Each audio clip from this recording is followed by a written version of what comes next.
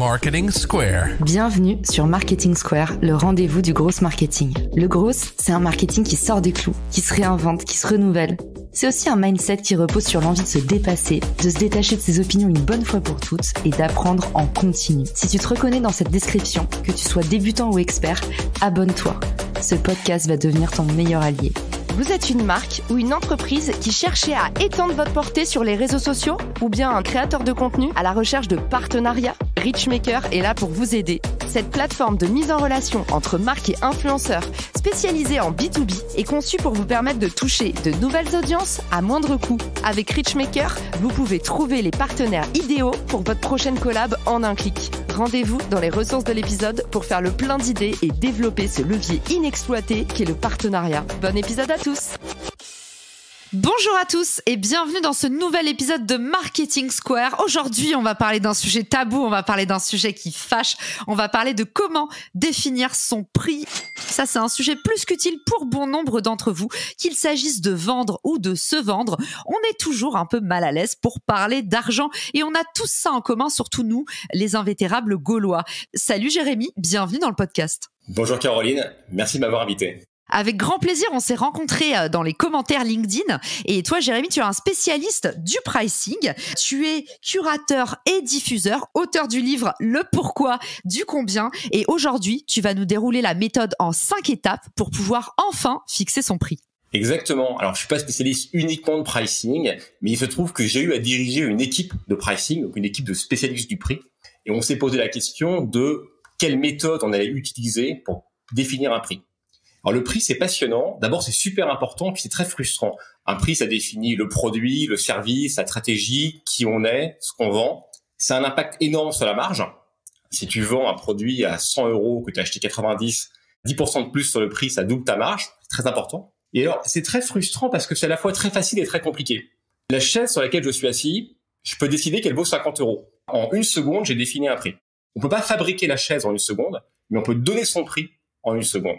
À l'inverse, je peux faire des études de marché pendant 3 mois sur les chaises, et à la fin, ça m'aura pas beaucoup aidé sur combien vaut la chaise sur laquelle je suis assis. Et donc, on est pris sur un truc où c'est à la fois très simple et très compliqué, et il n'y a pas de limite de temps qu'on peut y passer. Un peu comme choisir un logo. On peut faire ça très vite, de manière très longue. Et surtout, le prix, j'ai l'impression que c'est un peu finalement un contrôle continu, puisque les bons marketeurs diront on n'a jamais fini de pricer en fait. Il y a plusieurs échelles de prix, il y a des stratégies de pricing différentes avec des packages. Enfin, ton prix, il évolue aussi un petit peu au cours du temps, il vieillit, j'ai envie de dire.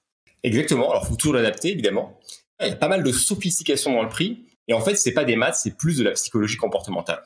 Alors, la méthodo, moi je propose de la faire en 2 jours. La première étape, c'est de se comporter comme un client. Donc, c'est l'étude de marché. Bon, en général, je dis à mon équipe, n'y passez pas plus de 3 heures. Et c'est important de se timer. Sinon, on peut se perdre dedans. Que vous vendiez un produit ou un service, tu commences par essayer de l'acheter toi-même. Et tu te comportes comme un client pour comprendre un petit peu l'étendue du possible. Ça, c'est assez facile. Mais 2-3 conseils là-dessus, ce serait de sortir d'Internet. Évidemment, on peut faire 2-3 recherches sur Google, mais le mieux, c'est la visite mystère. C'est d'aller trouver des associations et des journaux spécialisés et d'aller parler à des vrais gens et se comporter vraiment comme un client. Une fois qu'on a fait ça, la deuxième étape, je vais me contredire, c'est le calcul. J'ai dit, c'est pas des maths, ça se démontre pas. Bon, faut quand même un peu calculer. La théorie du pricing, c'est la suivante. Il faut vendre ton produit moins cher que la valeur créée, plus cher que tes coûts, et pas trop déconner par rapport à tes concurrents. Et dit comme ça a l'air simple, ça n'est pas tant que ça. La théorie du pricing, c'est que ton produit ou ton service crée de la valeur. Tu mets ton prix en fonction de la valeur créée pour ton client. Ça, c'est la théorie. En pratique, c'est assez rare de pouvoir le calculer vraiment. Parce que quand je te sers un café, quelle est la valeur créée par ce café? On peut en discuter relativement longtemps. Mais ça vaut le coup d'essayer de la calculer. Parfois, on y arrive, surtout dans les services B2B. Après, il y a le sujet des coûts. C'est-à-dire qu'en théorie, tu vends ton produit plus cher que tes coûts. Là, pareil, c'est beaucoup moins simple qu'il n'y paraît. Il y a des sujets de coûts fixes, des sujets de coûts variables. Il y a des coûts internes, des coûts externes. Il y a des coûts variables marginaux. À la limite, si on prend le pourquoi du combien, c'est un peu plus expliqué que ça. On peut, dans les grosses boîtes, se perdre avec des contrôleurs de gestion qui font des calculs extrêmement savants, extrêmement intéressants, pas toujours justes. Il n'empêche que le prix doit être entre la valeur créée et les coûts. Et puis, il y a un troisième élément de calcul, c'est les concurrents. Où là, en fait, c'est du positionnement par rapport aux concurrents, où la question, c'est combien est-ce que mes concurrents vendent un produit similaire et est-ce que je le vends moi le même prix, un peu plus cher ou un peu moins cher. Il y a des univers de prix où en fait le prix est fixé pour tous. Le marché du blé, du cuivre, tous les marchés où en fait le prix est défini par une sorte de bourse mondiale, en fait finalement on n'a pas d'impact sur le prix. Il y a beaucoup d'univers où la stratégie consiste à ne pas avoir de comparable. C'est ce que le luxe cherche à faire. On cherche à dire, il n'y a personne similaire à moi. Ce qui permet de pricer beaucoup plus fort. Il y a d'autres univers où il y a beaucoup de comparables, que sais-je, achète une voiture, il y a plein de gammes de voitures, et en fait, on peut assez facilement comparer les prix, les voitures sont toutes différentes, mais on se positionne par rapport à ses concurrents. Donc ça, c'est la deuxième étape. Tu vois que la première va te donner l'univers possible, la deuxième va te cadrer entre valeur créée, coût et les concurrents. J'adore, mais évidemment, Jérémy, je me fais un peu l'avocat du diable. Il y a beaucoup d'entrepreneurs et de marketeurs qui nous écoutent, qui disent si on a une offre hyper nouvelle et qu'en fait, on n'a pas de référentiel. Est-ce que tu as un avis sur la phrase si t'as pas de concurrent, t'as pas de marché? Comment est-ce qu'on peut faire pour pricer une toute nouvelle offre?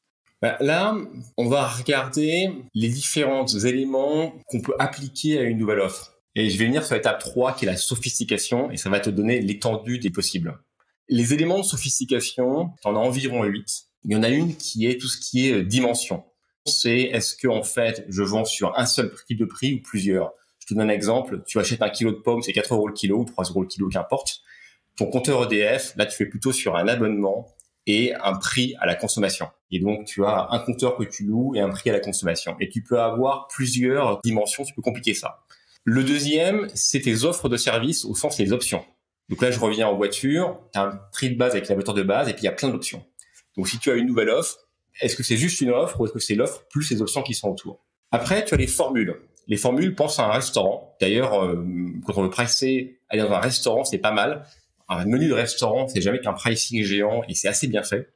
Un menu, ça prend les options, entrée, plat, dessert, et ça donne un prix qui est un peu moins cher que ce que tu as à la carte. Et donc pareil, tu as une nouvelle offre. Est-ce que c'est des bundles ou des packages d'options existantes, parce que c'est juste un truc. Après, il y a la gamme de prix. C'est un sujet passionnant de pricing psychologique. Je reste sur le menu du restaurant. La carte des vins, par exemple, les gens ont tendance à prendre une bouteille de vin qui est environ au milieu de la gamme. Pas la moins chère, pas la plus chère. Et ça, c'est un classique de pricing. Quand tu donnes 3 options aux gens, 80% des gens prennent l'option du milieu. Si tu mets des bouteilles de vin plus chères dans ta carte, tu décales psychologiquement le milieu. Et en fait, en moyenne, les gens vont prendre du vin un peu plus cher. Alors évidemment, tu leur feras pas tous acheter des bouteilles à 200 € juste en mettant des bouteilles à 10 000 dans la carte. Il y a une limite. Mais tu peux décaler très légèrement l'impression que tu donnes. Donc pareil, sur une nouvelle offre, est-ce qu'elle est juste comme ça, un seul produit? Ou est-ce qu'en fait, tu as une gamme de prix et tu t'arranges pour que celle que tu veux vraiment vendre soit au milieu? L'autre, c'est la segmentation. Là, je suis sur la 5e dimension. La segmentation, c'est comment tu segmentes tes clients. Tu rentres dans un musée, il y a un tarif étudiant, il y a un tarif normal et il y a un tarif senior. Est-ce que tu vends ton offre au même prix pour tout le monde ou est-ce que tu arrives à la segmenter? À la segmentation, on en revient d'ailleurs au pourquoi. Il faut souvent trouver une segmentation qui paraît acceptable par tes clients. Quand la segmentation apparaît comme étant unique. Et là, ça devient un tollé médiatique. Après, vient la dimension du volume. Je suis toujours sur la sophistication. Est-ce que tu vends ton service à l'unité et est-ce que tu vends un prix différent selon le volume que tu en vends? Pareil, il y a une nouvelle offre. Est-ce que c'est 1 € le kilo de pommes ou est-ce que c'est 1 € pour 1 kilo, mais un demi-euro pour 10 kilos? Mettons qu'on fasse du tarif de gros. 7e dimension, le temps. Et alors là, c'est exactement ton sujet d'ailleurs de la nouvelle offre. Quelle est la relation entre ton prix et le temps?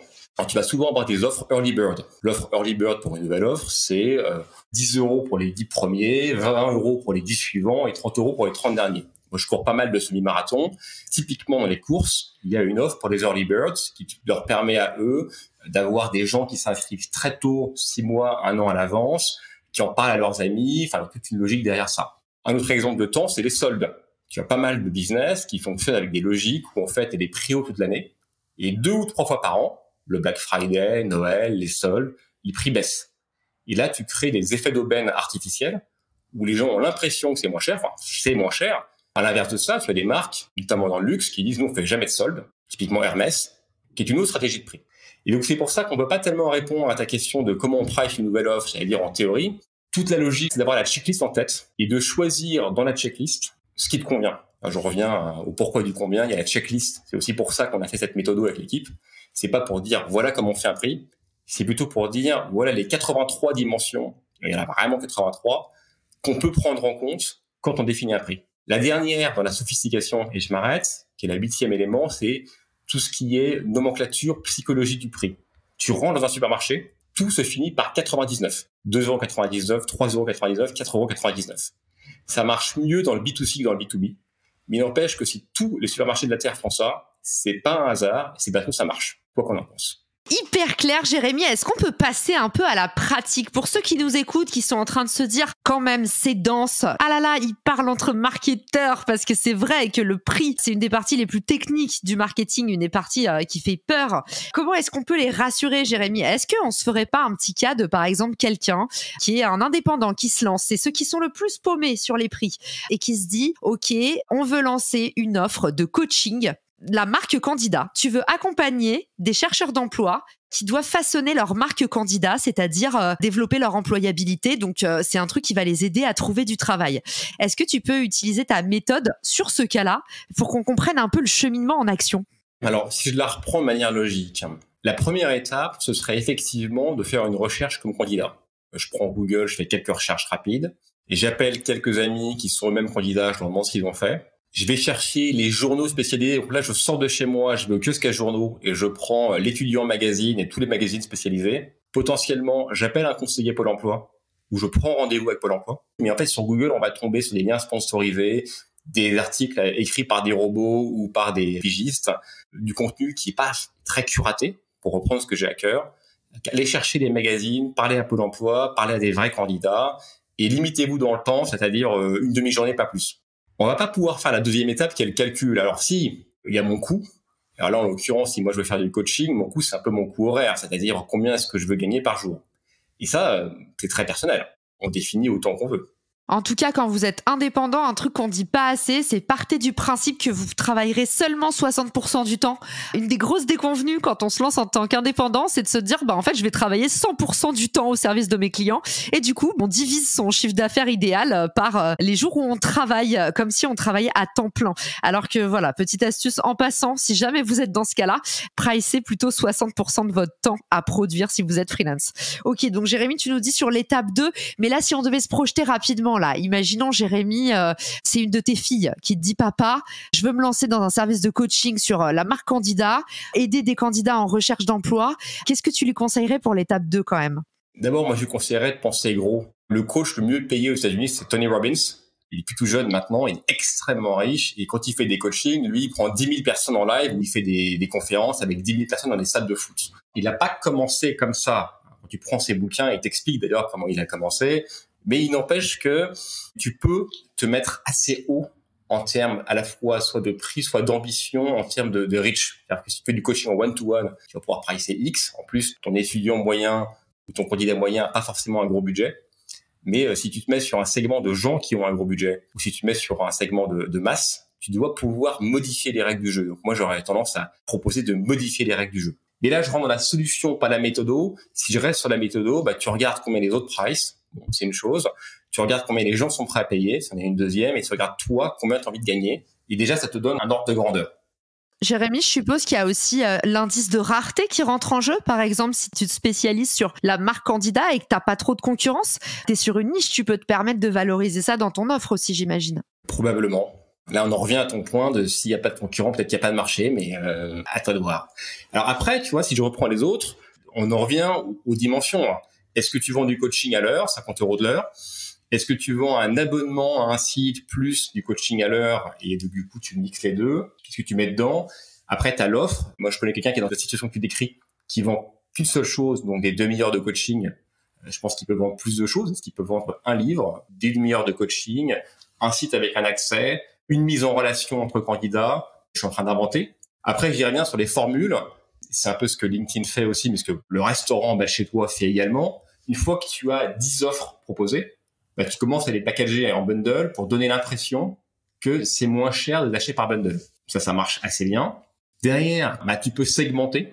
C'est-à-dire que dans tes candidats, tu vas avoir ton jeune de 17 ans qui cherche un stage, mais tu as aussi ton cadre sup de 45 ans qui veut se replacer. Et d'ailleurs, ton cadre sup de 45 ans qui veut se replacer, potentiellement, il a un budget d'outplacement qu'il a négocié avec sa boîte précédente. Ça peut être 10 ou 15 000 €. Donc du coup, quelqu'un qui a un budget de 15 000 €, c'est pas exactement la même chose qu'un jeune de 17 ans qui a l'argent de poche de ses parents.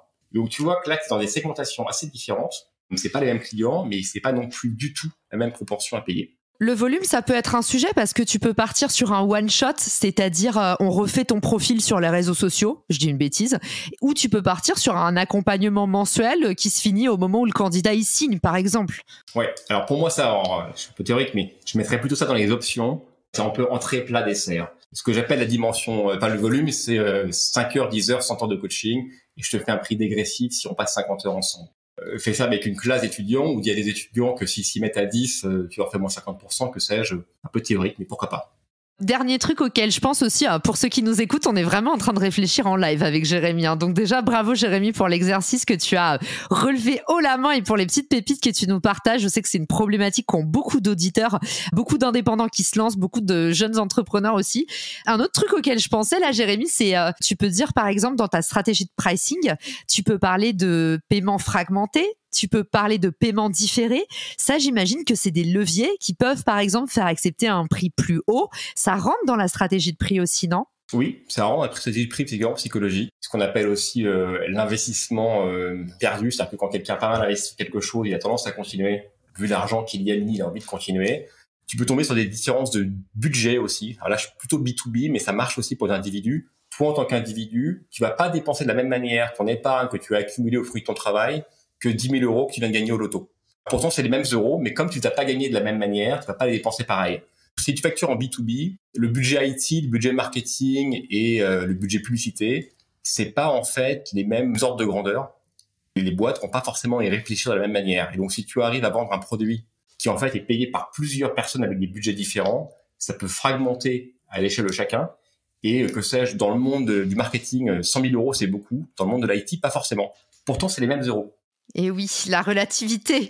Du coup, Jérémy, là, si je compte bien, on a, première étape, se comporter comme un client. J'ai adoré l'exercice d'empathie que tu nous proposais. Deuxième étape, tu nous dis, il faut quand même faire un calcul et tu nous as proposé ton équation un peu magique. Troisième étape, tu nous as détaillé les éléments de sophistication. On a perdu 2 étapes en route ? Exactement. Alors, la 4e, c'est d'expliquer et la 5e, c'est d'encadrer la négo. En fait, c'est d'être capable de tenir un discours du type « Voilà ce que je vous propose, voici comment je vais vous faire gagner de l'argent, voilà comment la gamme de mes produits s'adapte à mes besoins, voilà comment est-ce que je me compare aux concurrents, à comment je suis meilleur que les concurrents. » Les différents points d'explication, c'est pas comme ça que tu vas l'expliquer à des clients, mais il faut être capable, toi, d'expliquer en fait tes produits et de les pitcher. Il y a une série de phrases comme ça, donc il faut finir la phrase « Ma gamme s'adapte à vos besoins, je vais vous accompagner dans le temps, voilà ce que je propose. » Et c'est ce qui permet de vérifier que en fait, il y a bien le pourquoi du combien. L'étape d'après, c'est la négo. Alors, la négo fait partie du prix. Si tu veux vraiment un bon ouvrage de négo, tu lis Philippe Corda, ça va s'appeler « Vendre mieux et négocier ses marges ». C'est probablement le meilleur ouvrage de négo commercial. L'encadrement de la négo, ça fait aussi partie du prix. Donc, soit tu te dis « Mon prix n'est pas négociable ». Fin de l'histoire, très bien, pourquoi pas. Soit tu te dis « Mon prix est négociable ». Voilà, est-ce que c'est 5%, est-ce que c'est 10%, tu te mets une limite. Il y a une question aussi en termes de négociation de qu'est-ce que tu négocies, c'est-à-dire que peut-être que c'est pas le prix, mais que c'est du volume additionnel. Donc, tu vas dire, OK, je change pas mon prix, mais tu as 1 heure de coaching en plus, dans ton cas du coach. Le truc, c'est de faire un rabais sur les volumes additionnels et pas sur ce que tu veux en départ.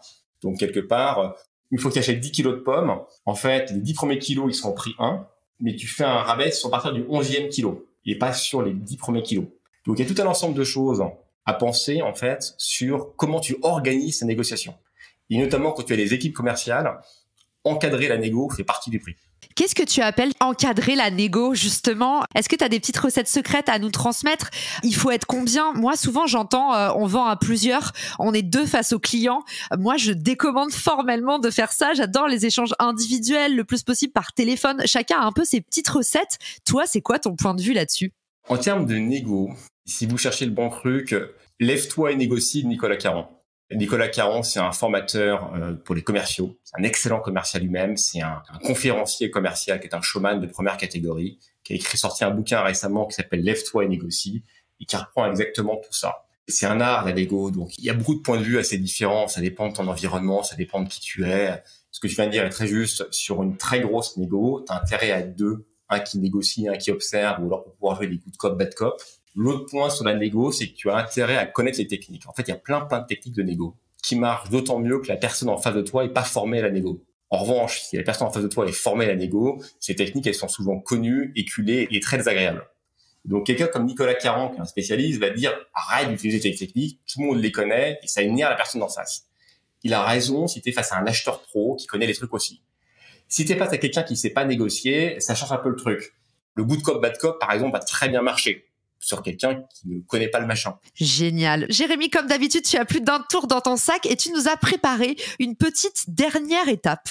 Avant de publier le pourquoi du combien, je l'ai fait relire par le club du pricing, notamment par les membres du board du club du pricing. Il y a un des chapitres qui les a particulièrement interloqués en me disant « Tiens, ça c'est intéressant, on n'y avait pas pensé ». En fait, le sujet, c'est de faire un peu de poésie, c'est-à-dire que quand tu définis ton prix, il y a une question qui est « C'est quoi le mot que tu vas utiliser ?» Considère la liste suivante. Prix, tarif, commission, honoraire, abonnement, cotisation, montant dû, forfait, refacturation, frais scolarité, frais d'inscription, frais d'entrée, participation aux frais, droit d'auteur, licence, per diem, taux jour homme, prime, péage, taxe, pénalité, redevance, impôt, amende, compensation, rétribution, contribution, don, mais aussi salaire et loyer. Tout ça, c'est des mots qui veulent tous dire la même chose, ça veut dire toi, devoir moi, X euros. Pour autant, ils font pas le même effet. Il y en a qui énervent. Honoraire, ça prend un peu de haut. Frais d'entrée, ça ressemble à un vol. Taxe, c'est hyper imposé, ça paraît inévitable. Il y en a qui sont assez neutres. Prix, tarif, montant dû, c'est même pas très drôle. Il y en a qui sont plutôt doux à l'oreille. Participation aux frais, cotisation, ça fleure bon l'associatif. Forfait, refacturation, c'est plutôt une bonne affaire. Donc, même tu te sens généreuse. Et puis, là-dedans, il y en a qui sont un peu des univers spécialisés. Les primes, c'est pour les assurances, les taxes, c'est pour les impôts, le péage, c'est pour les transports, le taux jour homme, c'est pour les indépendants. Les droits d'auteur, c'est encore spécialisé plus clair. Et dedans, il y en a où tu sens que tu peux négocier, c'est-à-dire que commission, frais d'entrée, loyer, salaire, on sent qu'on peut négocier. Il y en a où on sent qu'on ne pourra pas négocier. Refacturation, participation aux frais, cotisation, ça ferme un peu la négo psychologiquement. Si tu veux énerver quelqu'un, royalties, c'est assez énervant. C'est un mot du dictionnaire, ça veut dire à peu près droit d'auteur ou redevance pour un brevet, une marque ou un lieu, mais l'image royalties, sauf à être dans le monde de la musique, est un peu énervant. Bref, il y a une question à se poser qui est quel mot tu vas utiliser et pourquoi. Et en fait, ce mot est pas neutre. C'est le même prix, mais c'est pas complètement neutre dans la psychologie, dans cette explication du pourquoi du combien. Génial. Merci Jérémy. Décidément, là, c'était la cerise sur le gâteau. Du coup, c'était l'épisode Comment définir son prix.